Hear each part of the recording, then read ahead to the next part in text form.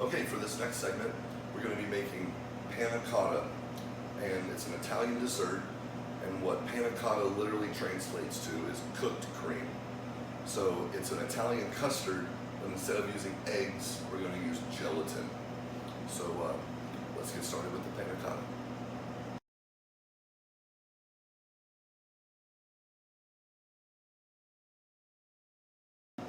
Okay, first we're going to start off with 6 cups of heavy cream into your pot. And again, we don't want to boil it, but we do want it to come to a little bit of a rolling boil, kind of like a simmer. So we'll put that on medium heat while we do our gelatin. All right, now while we let our cream come up to a simmer, we're going to prep our gelatin because it needs to bloom a little bit. So the gelatin that I'm using, if you really want the really high quality stuff, you can use the sheets, but this is going to give us still a very, very good product, and it's available at your local grocer. And it's just the regular Knox powdered gelatin, like this. And for this recipe, every 3 cups of cream, you're going to use 1 of these packets. So we're making a double batch, so we're going to use 2. So for each packet, you want to mix it with a quarter cup of water, cold water. So I have half a cup of cold water in my bowl, and then we'll take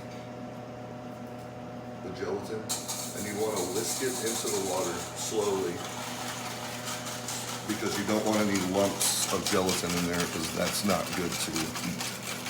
And once it's all dissolved, you're going to let it sit for about 5 or 6 minutes, 10 minutes, while the cream comes up to a simmer.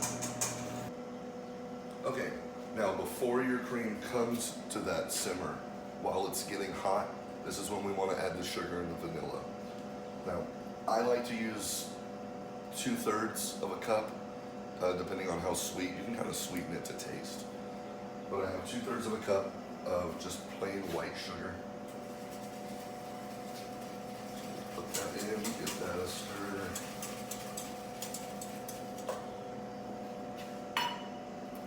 And then we use here at Becker Vineyards, we use a vanilla paste. You can also get this. I think you can even get this particular brand at your local grocer. If you don't have the paste and you just have vanilla extract, I'll probably recommend about a couple teaspoons, maybe 2 or 3 teaspoons. But for this, we're going to use about a good tablespoon. But the good thing about the vanilla paste is it has the vanilla beans in it. So you get those nice black vanilla bean flecks in the Panna Cotta. So that's in, we'll give that a little stir, and just stir that till it's all dissolved. All right, now that we have our cream, it's slowly simmering and boiling right now. All our sugar is dissolved, all our vanilla is mixed in. So now we can cut the heat, and we're going to, kind of like you temper eggs, you kind of want to put the hot cream into the gelatin first. So we're going to put a couple ladles of that in there, because it's going to be easier to dissolve it and actually see that it's dissolved.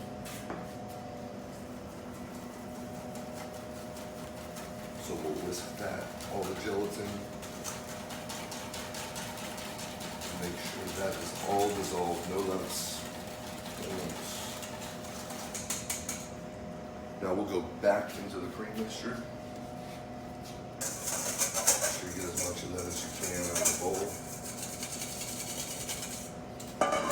And then we will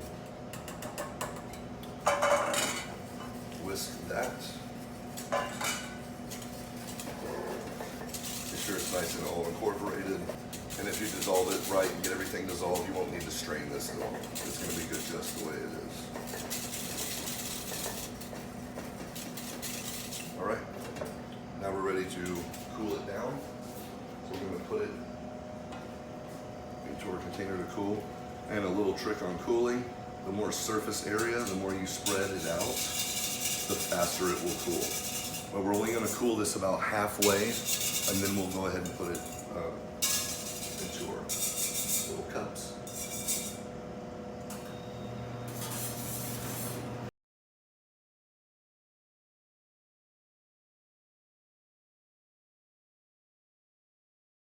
All right, so now we're going to be making the crust, our no-bake crust, for our panna cotta. And what it is basically is pecans, ladyfingers, which is what the Italians used to make like tiramisu, salt, and unsalted butter. You want to use unsalted butter because we want to control our salt level. So we will put everything into the food processor.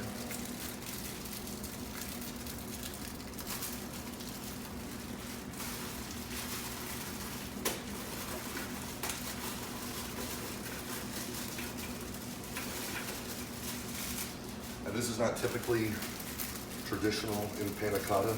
It's usually served in a martini glass with just your coulis on top. This is kind of just my take on it. And we're a little short on martini glasses here at Becker Vineyards. But it does complement the panna cotta beautifully.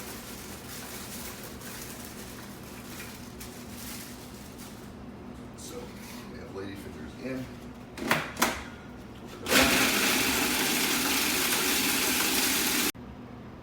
All right, so now that everything is blended up in our food processor, we're going to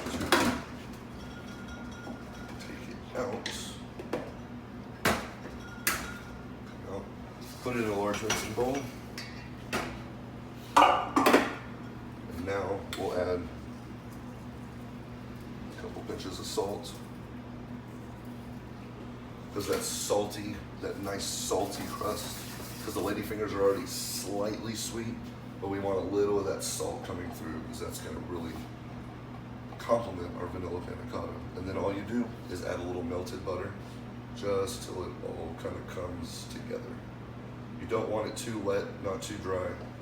You want to Goldilocks it. You want something kind of right in the middle.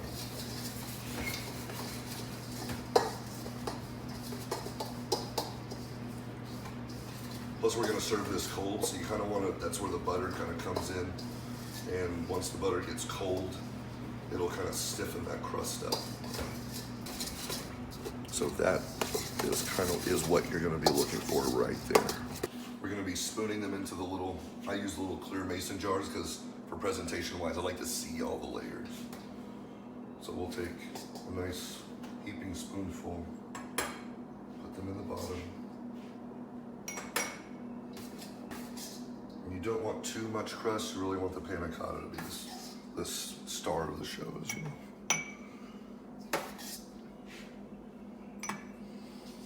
And then we'll give those a little shake.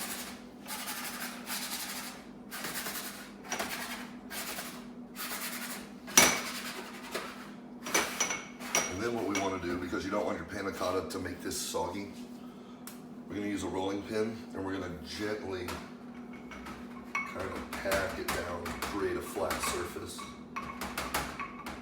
Don't go crazy. That's kind of what you're looking for right there. All right, now that these are all packed, you do want to put these in the freezer and freeze these before we fill these with panna cotta. It'll keep the panna cotta from seeping into the crust and it'll kind of help it set faster.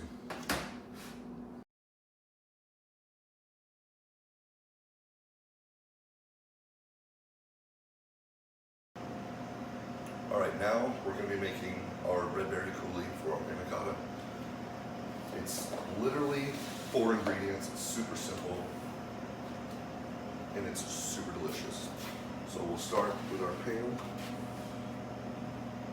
on a medium-low heat. So I have 12 ounces by weight of fresh raspberries, and the same with strawberries, kind of diced up. Put those into the pot. And just to kind of help it along, so we just want to break down the berries just enough to where they release their juices. We don't really want to boil it and cook it too much. So we're just going to help it out with a little bit of water, maybe a quarter cup.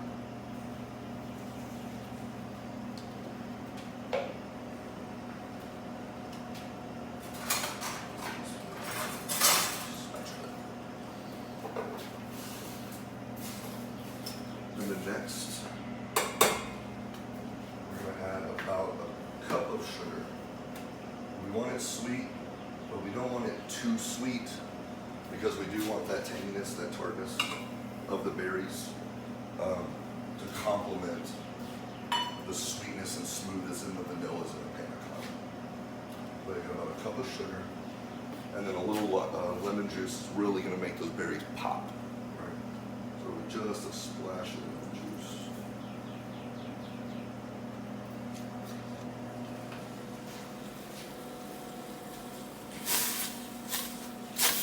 Kind of mush that all together. As you can see, already kind of starting to work. This is going to go really, really fast. All right, so my berries have been simmering here for about a few minutes, maybe 5 or 6 minutes. And you can already see all the juices have kind of started to come out of the berries. It's still chunky. Don't worry about the foam. That's all flavor, but we are going to taste.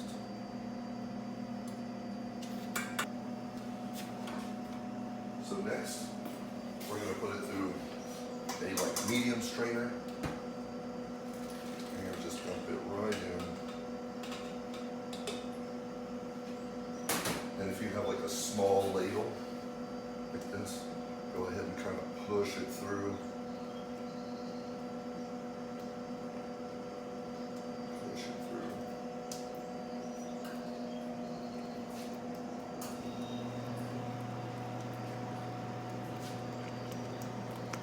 You're almost going to mash the berries through the sieve, but it will not catch any seeds. It's like sacrilegious making a berry coulis with seeds in it. Cardinal sin. So now that we have our berries pressed through the sieve, there's no seeds. It's just nice, good, sweet, tart berry juice. We're going to put it in the fridge immediately while it's hot. And while you want to do it while it's hot is because you're going to get more evaporation while it's hot in the cooler, and that's going to help thicken it up.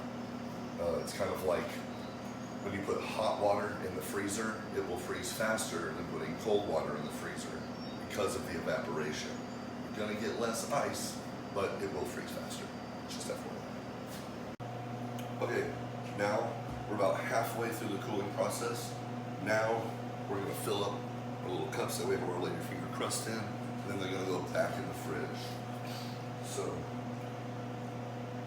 I have one of these fancy funnel cake guns. If you don't have one of these, I would recommend using a pitcher. So we'll take it like this. We want to go really slowly because we don't want to disturb the crust on the bottom, and you don't want the crust flaking into the panna cotta. You want them to stay nice and separated. All right, now that we have our cups filled with our vanilla panna cotta, now it's back in the fridge. And you do not have to cover these. All right, now our panna cotta's come out of the fridge. Let it sit. I would recommend overnight. They can set for after 4 or 5 hours though, but I would recommend overnight.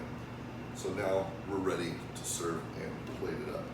So I have my panna cotta, I have my raspberry sauce, and we're just gonna spoon this gently over the top. Just to where it covers the top.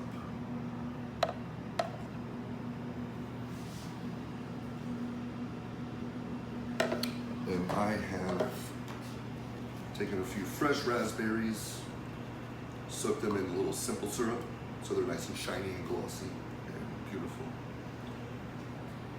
So we'll put those right there on top. And some fresh mint from the garden.